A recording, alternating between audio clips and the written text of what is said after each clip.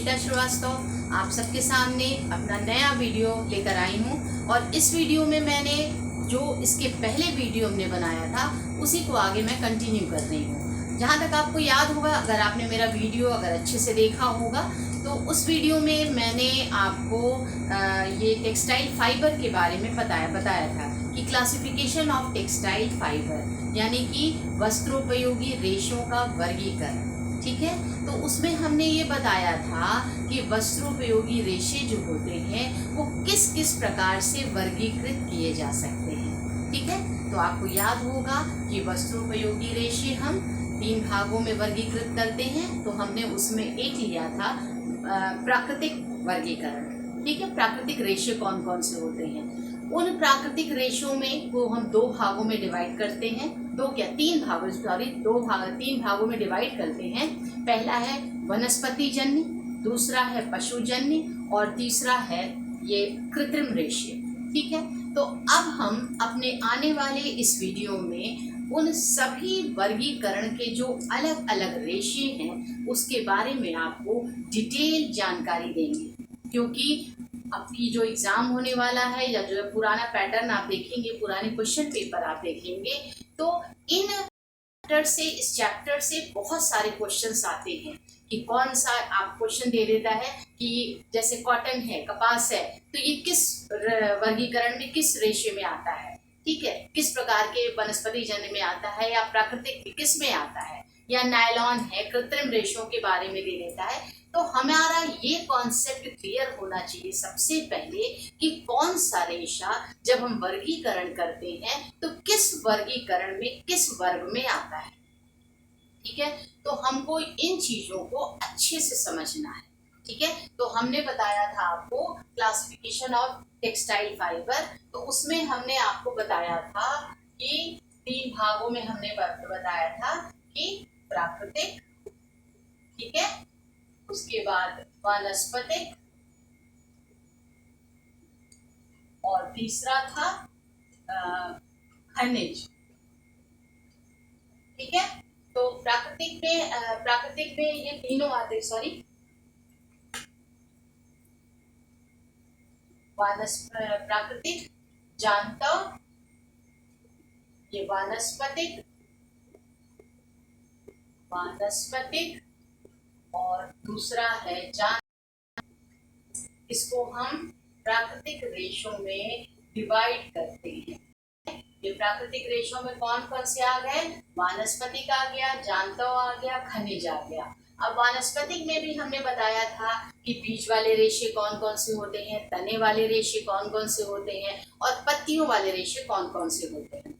ठीक है, तो इस तरह से अब हम वानस्पतिक रेशे का जो पहला है कपास, जैसे कपास है, लिनन है, हेम्प है, जूट है, तो ये सारी चीजें, सीसल है, पिना है, अबाका है, बहुत सारे रेशे जो हमें वनस्पति से मिलते हैं उन सभी को हम वानस्पतिक जन्य रेशे कहते हैं। ठीक, तो अब हम आज सबसे वनस्पति जन्य का जो सबसे पहला पार्ट है कपास, जो सबसे इम्पोर्टेंट पार्ट है, और इसी पार्ट से कम 1 या 2 क्वेश्चन आने लगभग तय होते हैं। ठीक है, तो आज हम आप लोगों को कपास के बारे में पढ़ाएंगे। ठीक, अब कपास क्या होता है, कपास, इसको हम इंग्लिश में कॉटन कहते हैं, ये तो सबको पता है। ठीक है, इसे यूनिवर्सल फाइबर कहा जाता है, यानी कि सार्वभौमिक रेशा। इसे यूनिवर्सल फाइबर कहा जाता है, यानी कि सार्वभौमिक रेशा, यानी एक ऐसा रेशा जो हर प्रकार से हमारे लिए उपयोगी है, चाहे उसके रेशे का उपयोग करें, चाहे उसके बीज का उपयोग करें। और इस प्रकार कपास के रेशे जो होते हैं हमारे घर गृहस्थी, हमारे खुद के वस्त्र के लिए, ये हर प्रकार के कामों के लिए कपास का रेशा सबसे ज्यादा उपयोगी माना जाता है। इसीलिए हम इसे सार्वभौमिक रेशा या यूनिवर्सल फाइबर भी कहते हैं। ठीक, और ये जो है कपास का रेशा, ये हर जगह देश विश्व के हर कोने में लगभग कहीं कम या कहीं ज्यादा, कुछ देशों में जैसे भारत, इस समय भारत हमारा देश जो है ये सबसे टॉप पर चल रहा है। इसके पहले अमेरिका में सबसे ज्यादा कपास का उत्पादन होता था, ठीक है। अभी भारत है, भारत के बाद चीन है, ठीक है। तो ये जो है इसीलिए यूनिवर्सल फाइबर कहा जाता है। ये मैक्सिमम विश्व के कुछ एक महत्वपूर्ण कोने में पाया जाता है, और ये जो है हर उपयोग की चीजों के लिए, वस्त्र के लिए, चाहे वो किचन के लिए, चाहे वो किसी भी वर्ग के लिए, चाहे वो चिकित्सा के लिए, हर वर्ग के लिए कपास का उपयोग सबसे ज्यादा उपयोगी और बहुमूल्य माना जाता है, ठीक। पहला पॉइंट क्लियर है। ये क्वेश्चन आता है कि यूनिवर्सल फाइबर किसे कहते हैं। क्वेश्चन रहता है कि आप सार्वभौमिक रेशा किसे कहते हैं, उसमें दे देता है ABCD, कपास, जूट, लिनन या ऊन, जो भी 4 ऑप्शन दे दिया उसमें से आपको एक पर टिक करना होता है। तो ये ध्यान रखिएगा कि यूनिवर्सल फाइबर यानी सार्वभौमिक रेशा कौन है, कपास है, ठीक। क्लियर है। ये पहला पॉइंट है, कॉटन का सबसे इंपॉर्टेंट पॉइंट है कि इसे यूनिवर्सल फाइबर कहा जाता है, यानी कि सार्वभौमिक रेशा कहा जाता है, ठीक है। दूसरा है, कपास की खेती 5000 वर्षों से अधिक समय से की जा रही है। ईसा पूर्व 5000 वर्षों से अधिक समय से पहले से कपास की खेती की जाती है, जो क्योंकि हमारे जो पुरानी खुदाइयाँ वगैरह हुई हैं मोहनजोदड़ो, हड़प्पा वगैरह में, तो उसके जो अवशेष मिले हैं उसमें कॉटन के प्रयोग का वर्णन किया गया है। तो इस आधार पर ये बहुत सारे जो पुरातत्व की खुदाइयों पे और जो पुराने इतिहास पे ये गवाही देते हैं कि कपास की खेती 5000 वर्षों से अधिक समय से की जा रही है, और इसका उपयोग उस समय जो लोग थे वो इसका उपयोग अपने हर प्रकार की चीजों के लिए किया करते थे। क्लियर है।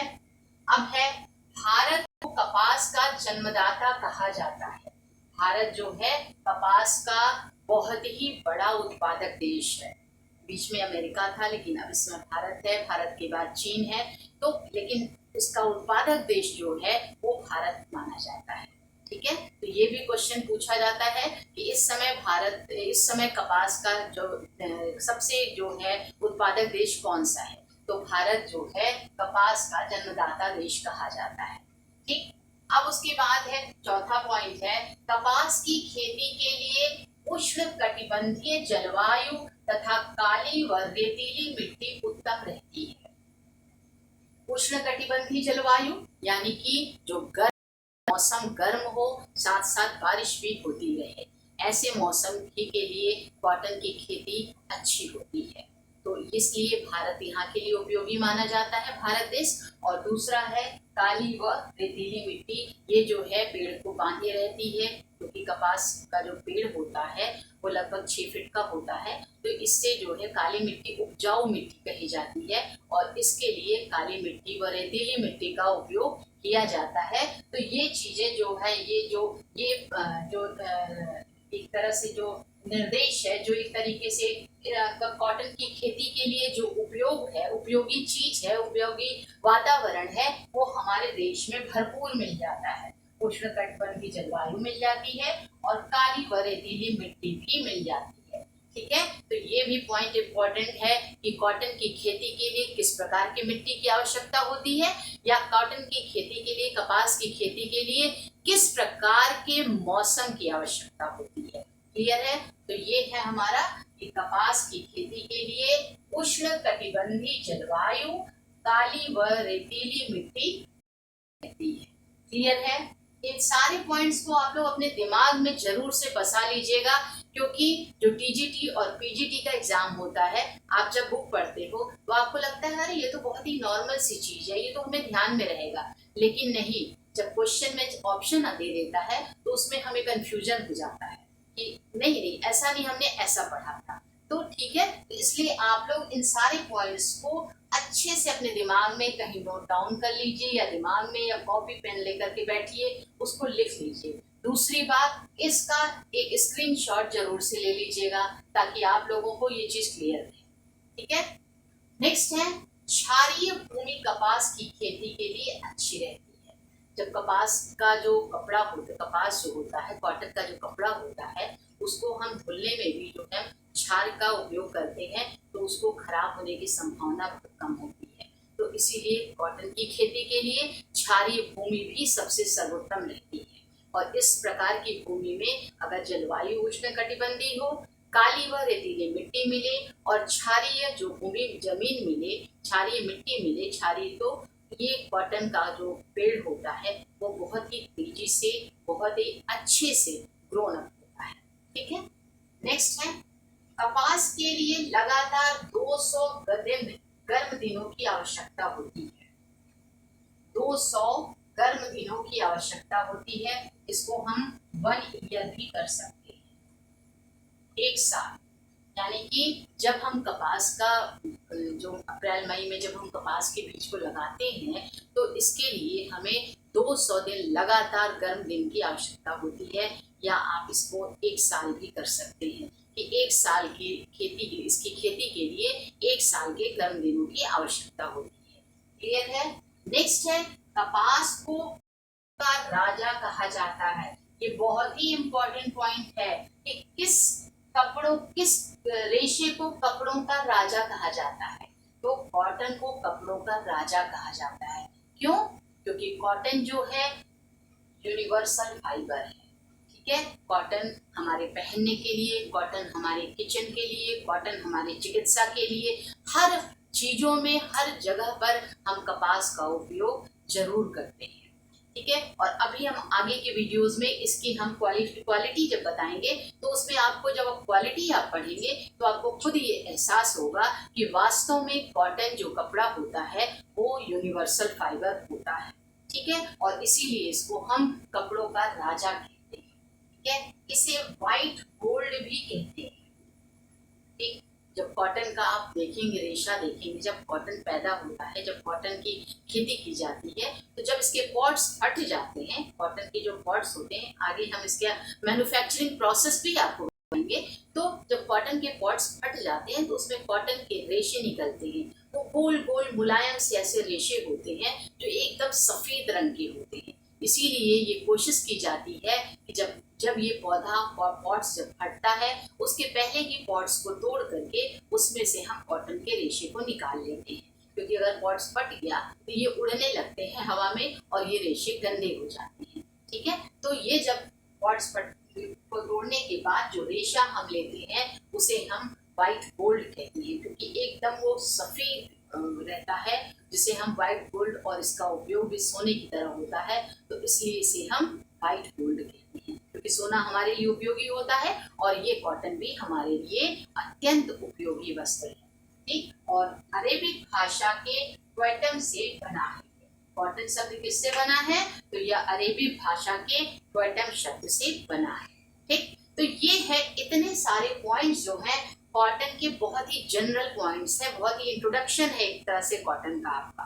ठीक है, और ये कॉटन के बारे में आपको एक खाका खींचता है, एक आपको दिशा निर्देश देता है कि वास्तव में कॉटन है क्या।